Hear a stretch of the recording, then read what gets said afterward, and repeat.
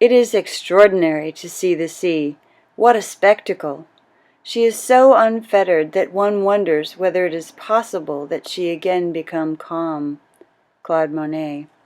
Oscar Claude Monet was born in 1840 in Paris, France, and became known as the father of Impressionism. Contrary to establishment, and carrying radiance within the center of his eye, a young Monet set about to redefine the national art. Meeting Eugene Boudin on the beaches of Normandy catapulted his youthful senses towards painting the direct sensations of nature. Standard academic training had his forefathers and contemporaries, from Cézanne to Courbet to Manet to Pissarro, copying masterpieces from within the pristine walls of the Louvre.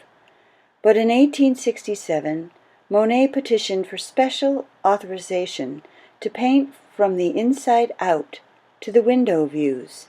Monet thus turned his back on centuries of tradition inside in favor of the views from its windows outside, into nature and spilling onto the grounds. Instead of copying the old masters, Monet would learn to paint from nature itself. Monet, Pissarro, and notable American painter Childe Hassam, born in 1859 in Dorchester, Massachusetts, began to dash, streak, stroke, and scintillate the world's eyes onto the sunlight gathered in their new art form, Impressionism. Join us to gather your own light.